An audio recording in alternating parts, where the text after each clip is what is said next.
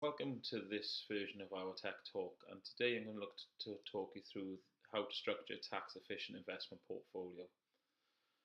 And when we're looking at a highly diversified investment portfolio, there are a range of different assets involved in a well-diversified investment, and those are cash, fixed interest, property, and equities.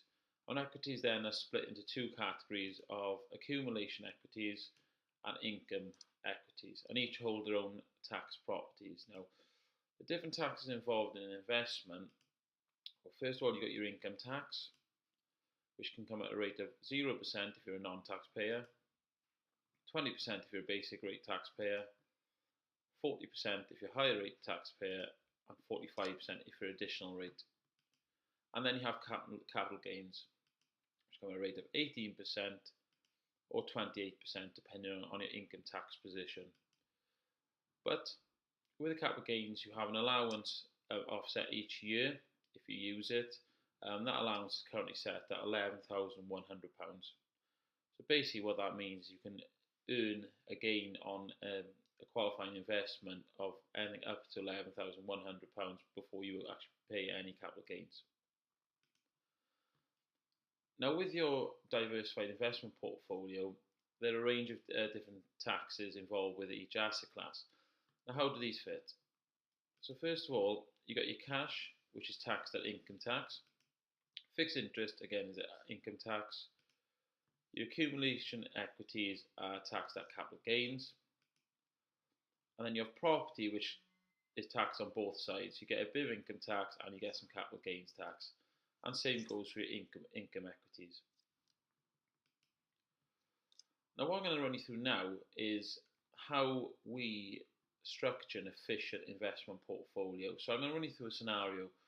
So in this scenario, we're going to assume that we've got a high rate taxpayer who has an equal split in his portfolio of ISA to general investment account. Also within the portfolio, there is a split between fixed interest and equities. So fixed interest is a split of 100,000, which an assumptive return on that would be 5%. And in his equities, 100,000 with a growth rate of 6% and a dividend income of 1%. Now, if we look at how a standard portfolio would be constructed, so equal splits 100,000 between fixed interest and equities, and then you've got an equal split between ISA and general investment account. And generally how that would look is it'll be 50-50% split within each section. So in your ISA you'd have 50% in your fixed interest assets and 50,000 in equity assets. And then your general investment account the same, 50,000 fixed interest, 50,000 equities. And this is a general sort of standard portfolio. Now, if we run you through here, just looking at the tax implications of this. So in your ISA, you got your £100,000. On the returns from your fixed interest return, you get 2,500. Growth based on your equities is 3,000, and a dividend income of £500. Now, for tax, your fixed interest return in an ISA is non-taxable. There's no income tax based on your fixed interest return. The growth, again, ISAs are free from capital gains tax, so there's no tax on the growth. The only tax involved with an ISA is based on your dividend income at the rate of 10%. So the tax involved in this current portfolio on income tax is £50, with an overall total of £50. On the other hand, which is the general investment account, fixed interest return of 2,500, same as your ISA, 3,000 in growth, and £500 of dividend income. Now, in this portfolio, your income tax is based on your fixed interest return. Now, as he's a higher rate taxpayer, that'll be at a rate of 40%.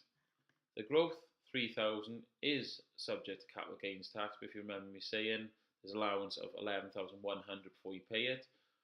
So, assuming that he uses that within that 12 months, there'll be no capital gains tax on the growth. And then on your dividend income of £500, again, higher rate taxpayer, so there'll be a rate of 32.5% taken off this growth here. which gives a total of income tax of £1,162.50. And overall in this client's portfolio, we've seen a total tax of £1,212.50. Now this is the standard construction of a portfolio, so this is a simple way of structuring how you hold your assets. Now when we look to create an efficient portfolio, what we look to do is segment where your assets are held between your ISA and general investment account to give you a more favourable tax position. And this is how that would look. So in this portfolio, again, you've got 100,000 in your ISA, 100,000 in general investment account. Now what we've done in an efficient portfolio is put the £100,000 of equity assets from your fixed interest in your ISA, so your income producing assets, and then 100,000 of your equities into your general investment. And how this would look now. So your fixed interest return based on 5% on the 100,000, you get 5,000 in income. There'll be no growth because you've got no equities held in it or no dividend income. So the tax now, as with an ISA, any income tax is not payable. So you've got a tax rate of 0. So there's actually no tax being taken from your ISA. Your general investment account, no fixed interest income being produced, as now we're holding purely equities in your general investment. The growth of 6,000, which is subject to capital gains tax, but as I said, there's an allowance each year of £11,100, which this falls below it. So assuming that you use that within the 12 months, there's no capital gains tax to pay on that.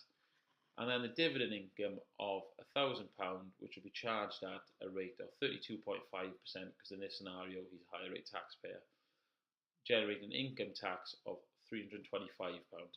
So a total tax of £325 simply by structuring where you hold your assets between your ISA and your general investment account. No different in returns, no different scenario, just simply from looking at how you hold and structure your portfolio.